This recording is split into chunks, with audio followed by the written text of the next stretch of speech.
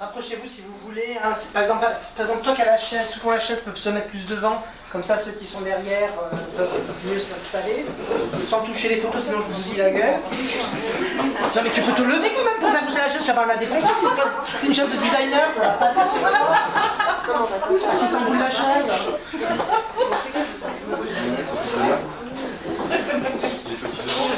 Vous pouvez vous asseoir, il n'y a pas de souci, voilà. Surtout, regarde, je te connais tes voleuses, toi. Ce soir, on va vous faire une présentation en 3 temps. Moi, je vais vous faire juste une petite introduction sur Urbanita, sur le concept. Je pense que c'était important de resituer un petit peu cette exposition, parce que c'est déjà le numéro 6. Tout le monde n'a pas assisté à tous les numéros. Ils ne savent pas qu'il y a toute une histoire qui est créée derrière. Donc, je vais vous parler un petit peu de ça rapidement. Et ensuite, vous aurez une intervention par Aline Segondé, qui est ici à ma droite, qui est historienne de l'art et également commissaire d'exposition, qui vous présentera un petit peu plus en détail ce que c'est que la photographie urbaine, etc. Et qui introduira également le travail de Carcam sur comment il se situe dans l'histoire de l'art, mais je pense qu'elle vous le présentera bien mieux que moi là-dessus.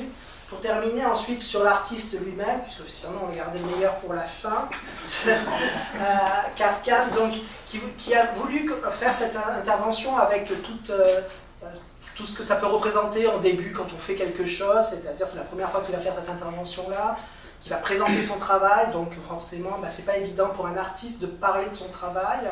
Ça fait un petit moment qu'on se connaît, alors ça fait pas des années non plus, hein, ça fait à peine un an qu'on se connaît, pratiquement jour pour jour, je dirais presque. Hein. Dès le départ, on a eu envie de faire des choses ensemble, en tout cas de construire quelque chose, d'avancer. Et petit à petit, on a fait une sélection, il m'avait proposé différents travaux dans le cadre de cette exposition, et puis j'ai choisi, avec lui, on a décidé de faire cette sélection-là. Je ne vais vraiment pas vous raconter l'histoire, puisque c'est à lui, et puis ensuite à vous raconter. Pour ce qui est d'Urbanitas, et pour terminer là-dessus, Urbanitas, c'est un terme, vous pourrez le trouver, c'est une combinaison de 2 mots en vérité. C'est le monde urbain. J'ai voulu au départ, quand j'ai fait cette exposition avec Nathalie Duval, quand on avait construit cette expo pour la première fois, c'était vraiment street photographique au départ au sens strict du terme. On n'imaginait que ça dans notre tête, mais dès qu'on a eu les premières propositions d'artistes, tout de suite on s'est rendu compte que ça ne pouvait pas fonctionner si on s'enfermait nous-mêmes déjà dans un style complètement cloisonné.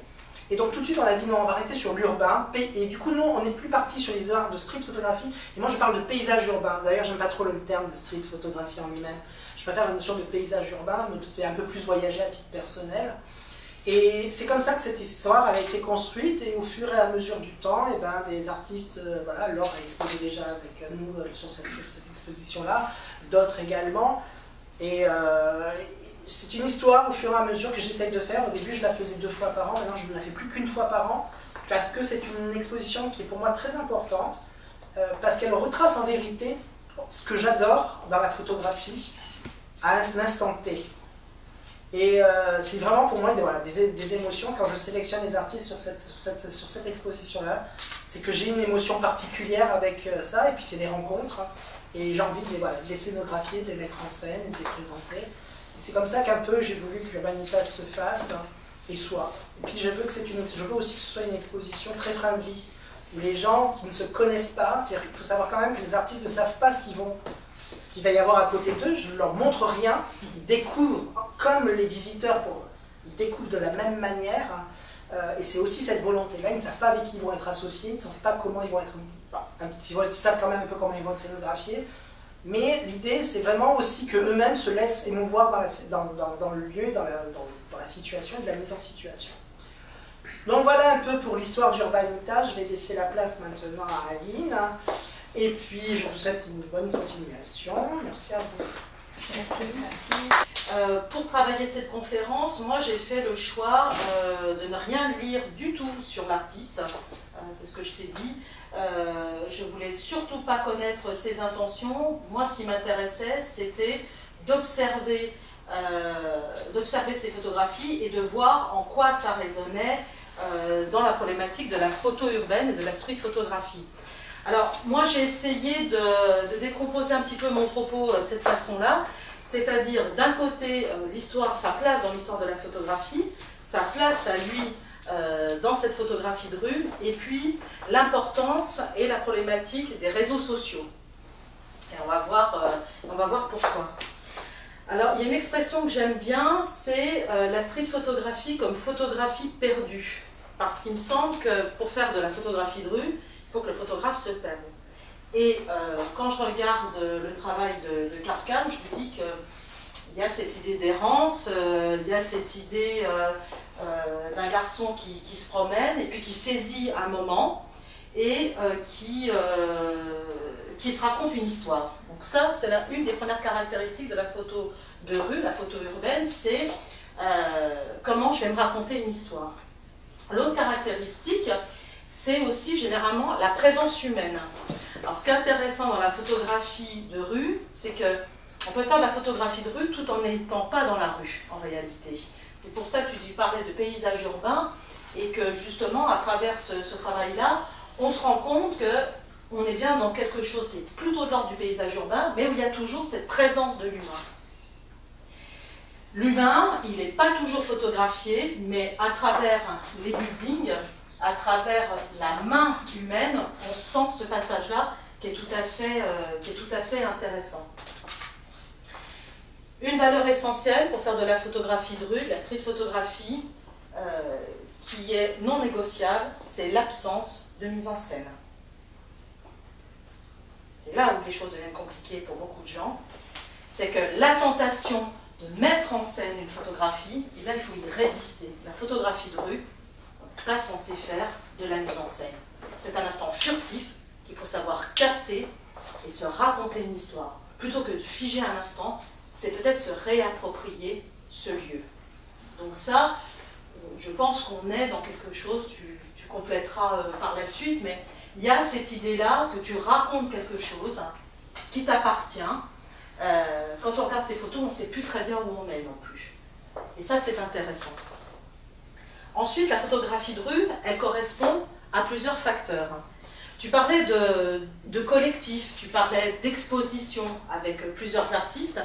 Ça, c'est quelque chose de très actuel aujourd'hui et qu'il n'y avait pas au courant du début du XXe siècle.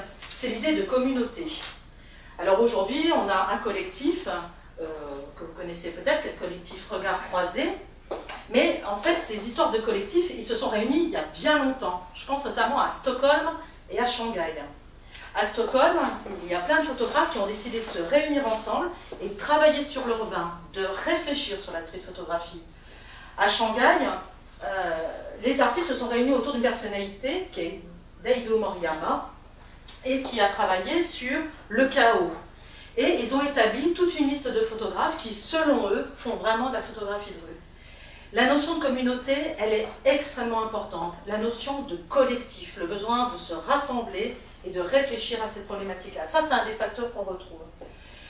Une autre caractéristique, et moi qui me pose toujours problème, c'est, je l'appelle le sujet mensonge. Alors le sujet mensonge, c'est lié à la tentation de mettre en scène. Pourtant, quand on regarde l'histoire de la photographie, je pense notamment à Sarah Moon, qui est ancienne mannequin, qui décide de prendre un appareil photo et qui fait de la photo de mode dans la rue. Je pense aussi à William Klein, qui fait exactement la même chose, qui fait de la photo de rue et qui prend le biais en fait de la mode et des mannequins pour la revue Life. Et là se pose la question, jusqu'où on est dans la photographie de rue? Jusqu'où on peut parler de la street photographie? Et pourtant, il y a de la mise en scène. Donc peut-être qu'on peut parler davantage de photographie de portrait de rue. Et en fait, la photographie de rue, c'est aussi photographier le chaos, la foule, un désordre ambiant, tout en ayant ce talent organisationnel. Ça, c'est quelque chose aussi d'extrêmement intéressant. Et là, par exemple, notamment, je fais référence à cette photographie, où moi, je ressens beaucoup j'entends des bruits, je sens des odeurs, en fait, il y a beaucoup de choses qui se passent, et en réalité, cette photographie, je la trouve techniquement parfaite. La composition est parfaite. Donc, qu'est-ce qu'il a pu se passer, toi, dans ta tête, pour qu'à un moment donné, tu shootes à ce moment-là? En tout cas, la photographie de rue, c'est aussi organiser le chaos. Il y a également un autre facteur qui ressort surtout dans la photographie de rue, c'est la notion de série. On a besoin inconsciemment de faire des séries. Alors, des séries de 3-4 photos, ça s'appelle des très très longues séries. Et ça, c'est quelque chose d'extrêmement intéressant et d'extrêmement...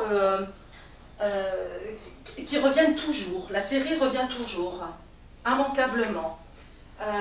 On a décidé de faire une photo, finalement on se retrouve à faire une série d'une ville, une série avec les mêmes visages, avec les mêmes tons. Donc ça c'était vraiment les caractéristiques de ce qu'on peut appeler la photographie de rue.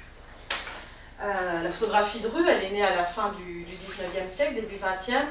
Elle a vraiment pris son essor dans les années 30 et puis surtout avec l'arrivée des tout petits appareils photo, parce que vous imaginez avec le gros matériel, partir dans la rue et photographier, c'était vraiment très compliqué, mais avec les 35 mm notamment et les Leica, ça a quand même considérablement changé les choses. Donc vraiment on a eu cet essor-là de la photographie de rue, mais surtout ça correspond à un moment qui est très particulier, qui est l'émancipation. Aujourd'hui, la photographie de rue, elle inonde les réseaux sociaux. Je pense que la dimension, la vraie dimension de la photographie de rue, la dimension qu'il ne faut jamais oublier, c'est la dimension sociale. La photographie de rue, c'est son essence, c'est la dimension sociale. Or, aujourd'hui, on inonde les réseaux sociaux avec des photographies